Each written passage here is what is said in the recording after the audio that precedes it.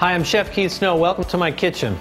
I am going to show you now how to make a very heartfelt recipe for me. It's my mom's flourless chocolate cake. I've been eating this since I was about that big, a little kid. My mom used to make this for every birthday of mine. Actually, today happens to be my birthday for all of you watching. 40 years old, can you believe it? I look about 25, but that's another story. Anyway, back to the cake. So it's a wonderful cake. All of our holidays, we had this cake. It's very light, it's super. And I added this to the menu of one of my restaurants out in Colorado, and it was actually quite popular. People loved it, but it was a little difficult to make, so we actually took it off the menu.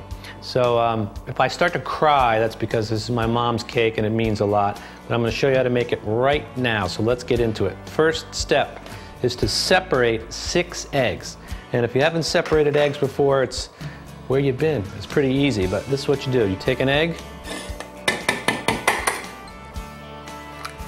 and you want the whites to fall into the bowl,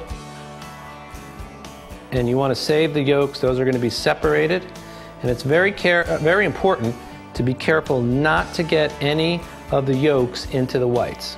So we dump that like that, get rid of the shell. Number 2.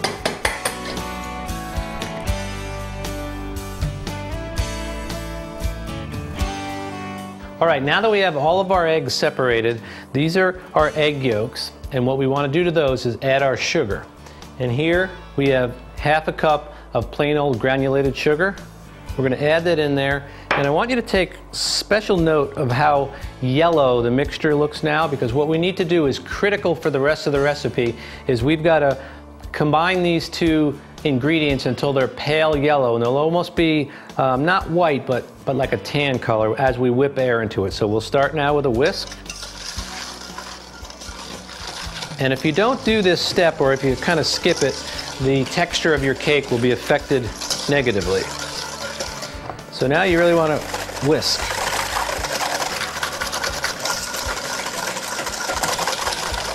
And whisk.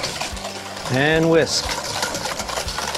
What's going to happen is the sugar is going to dissolve in the egg yolks, excuse me. And if you can see, it's already starting to go a little pale yellow.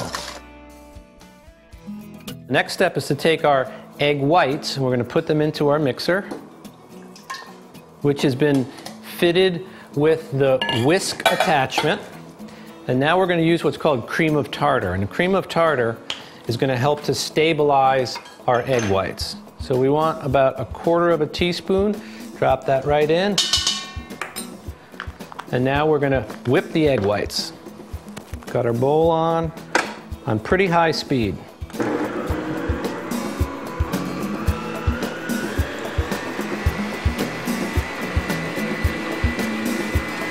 And we wait.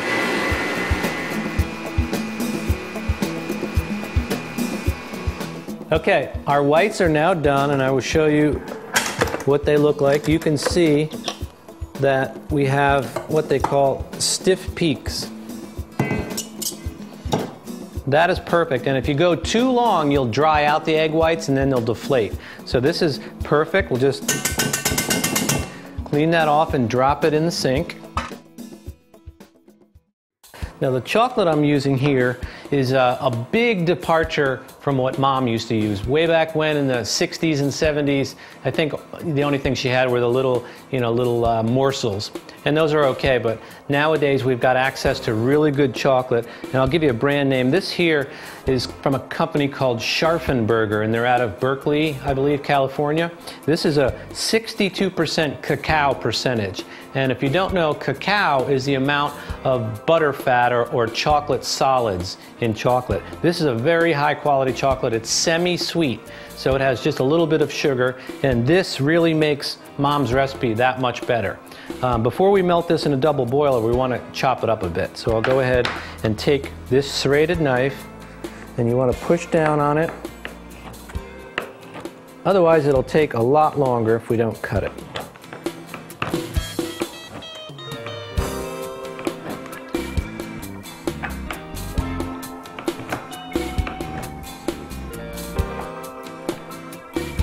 These little pieces are fine. Now we can take all this and go over to the double boiler. So we want to slide our cut up chocolate into the double boiler. If you don't know, a double boiler is simply a bowl that's sitting on top of some boiling water. And the reason you use a double boiler is because if you were just to put that in a pot, chocolate is very fragile and you could easily burn it and you'd have to start all over. So now that we have that in there, you can see that it's already starting to melt.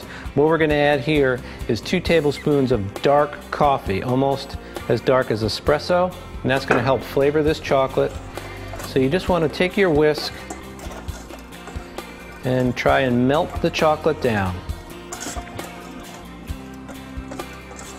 Some of the brands you could look for, again, would be like Scharfenberger or Valrhona. Another one is Callebaut, all very good high quality chocolates. Just look for that cacao percentage, and if you can get anything above 60, that's perfect. And in this recipe, again, semi-sweet. You don't want bittersweet. Now this is actually done. I'm going to shut off my double boiler. You can see it's all nicely melted, and I'm going to head back over to Cake Land. Okay, now the most important step is to temper our egg yolks. We're going to take hot chocolate and put it into cold egg yolks. That could easily scramble, so there's a little solution. It's called tempering. It's a technique, and I'll show you just how to do it. We want to take some chocolate, maybe a little bit like that, put it in there and quickly whisk that together. And technically what's happening is the temperature of the egg yolks is starting to become more close to the temperature of the chocolate. So now we'll add a little more, stir that through, and we should be good to go, and we can add the rest of it in. I'm going to use my rubber spatula here not to waste any of this unbelievable Scharfenberger chocolate.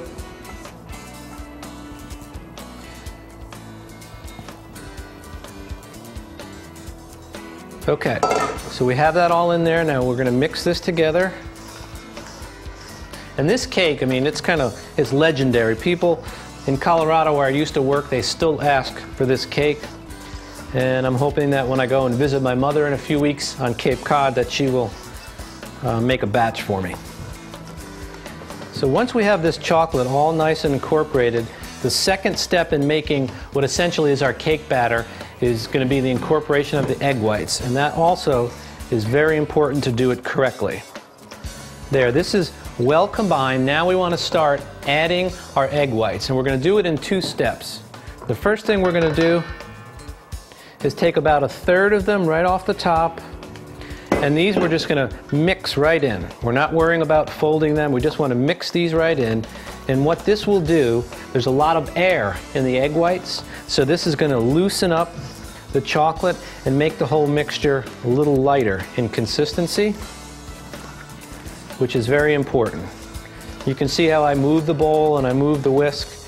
Makes it quite a bit easier. All right, now we want to add some of these egg whites. We'll do it in 2 batches. And now we're using a technique that's called folding. It's very important not just to go beat it in. We don't want to deflate these. So we're going to turn it over, move the bowl, turn it over, kind of go through the middle. And you can see that the batter is becoming very light, and that's important. You can see how I'm turning the spatula over on top of itself. So you can see how much that's lightened up already just by adding essentially half of our egg whites. We want to make sure these are kind of fully combined before we add the last bit. We're going to take all these now.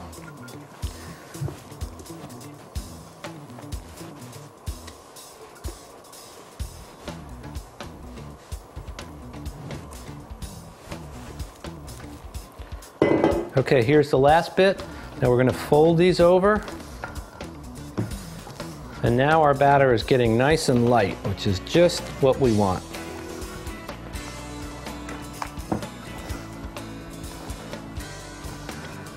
And I'm scraping these sides, hard to keep the chocolate into the mixture. We'll fold it over a few more times, and don't worry if it's not 100% incorporated. As long as it looks fluffy like that, we're in business. Now, a very important step, let me do a little cleanup and set these aside. Setting this up is critical. Here's just a very average sheet pan. Now what we want to do here is we want to spray the bottom of the sheet pan, and then we're going to spray our paper as well. So we'll take a good spray, and this is a pure spray. It doesn't have a lot of chemicals in it. It's one of the better ones. So we'll put a good coating of this on the sides and on the bottom. Now this is parchment paper. You could also use wax paper if you couldn't get parchment paper. So we'll press it down, and we're even going to press it into the sides.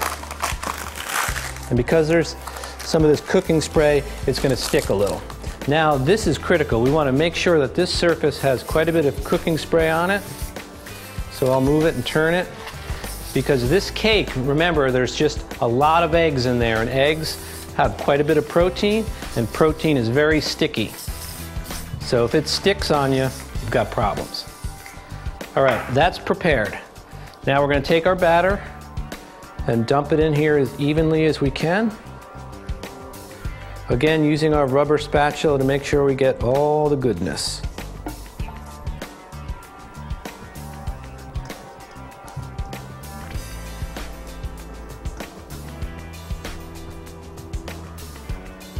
So now we take the back of our spatula and we just want to sort of even this out, trying not to deflate it. You can even tip it a little bit, try to get it to go into the corners. Like that. And we're trying to even it out. And at this point it's ready to cook. So this is going to go into a 350-degree oven for maybe 8 to 12 minutes, depending upon your oven. You definitely don't want to overcook this, so you want to watch it. 8 to 10 minutes, maybe 12 minutes if your oven is a little on the low side. We'll bake this, and then we can continue on with the recipe.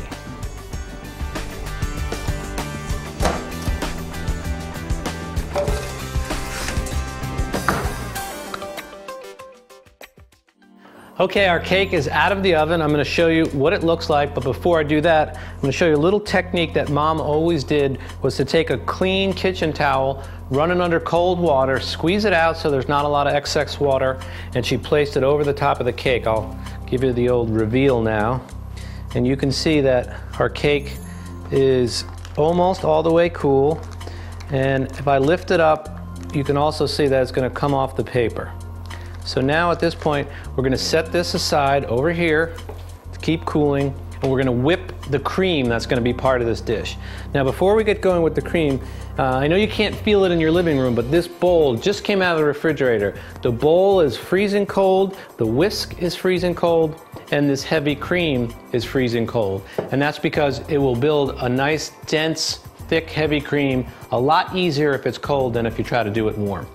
So we are going to sweeten this cream up, and we have very little sugar, only 2 tablespoons. We don't want it to be overly sweet. We'll put that in there, and we've got about 1/4 teaspoon of good quality vanilla extract. That goes in, and then we dump all of our heavy cream in there. And one thing to note is oftentimes when you go to the store, you'll see a lot of different cream products. Some of them say heavy cream, some of them say whipping cream, and also you'll see in recipes that say whipping cream. In my opinion, you're much better off with heavy cream because it's got more butter fat, and that's what you're looking for. The whipping creams tend to have less butter fat, and they add some stabilizers and things in there that I wouldn't want to eat. Some good brands to look for is Whole Foods. They've got a heavy cream it's cream and that's it. And what you want to do is make sure when you read the labels, if there's a lot of other stuff in there, gums and water, just stay away from it. Try to buy as natural as you can, and this is definitely an organic cream. So we're in our bowl, time to whisk it up.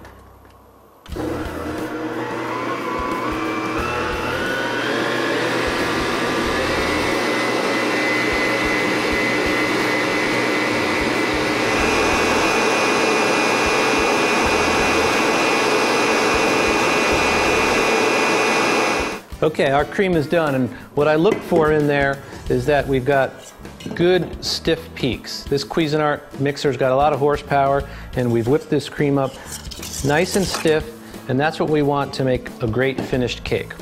So at this point, we're going to take this cream, set it aside right here, and now we're going to focus on depanning our cake. And this can be a little tricky, I'm going to tell you in advance. If you haven't put enough spray on this, it might stick. There's a lot of things that could go wrong, but to help prevent that, what we'll do is reach in the drawer here, and we'll grab a nice big piece of parchment paper, wax paper, tin foil, all that would work. And we hope that we can rip it. Come on. There it goes. So, we're also going to grab our spray right here, pardon my back. Add a little spray to this. And now we're going to put it right on top and flip the whole thing over. We're going to try to do this very fast. Ready? Okay. Now, drum roll. Moment of truth. Success. Here's the tricky part. You want to take this paper off of here, and you got to be very careful. Like I said, there's a lot of protein in the eggs, so it tends to want to be very sticky. So you want to just peel this off here a little bit at a time.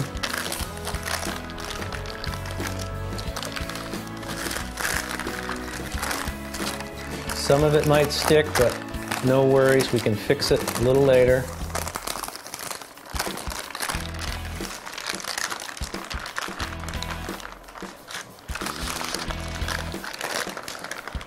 Okay, we got that off. We'll just put that behind us.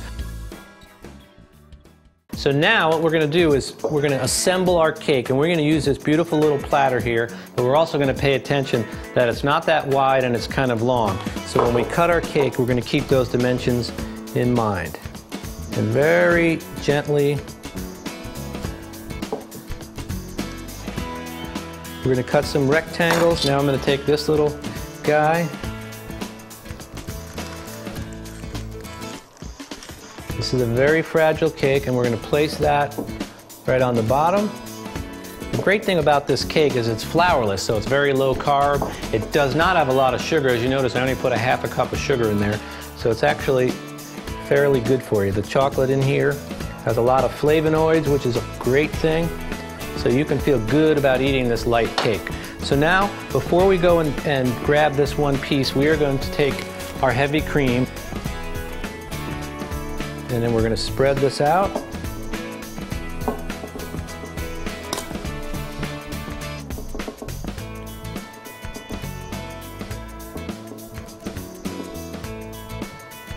Trying to keep it on there like that. Now our next layer of cake. Just take it and lay it right on top. More cream. Now I've got to tell you, the guys on the set here who you can't see, who are holding the camera, are very giddy about getting their meat hooks on my cake, but I've got other plans. And now we will take the final piece here. You could stack this, as high as you want. I may add another layer. Let's just see how this one works out.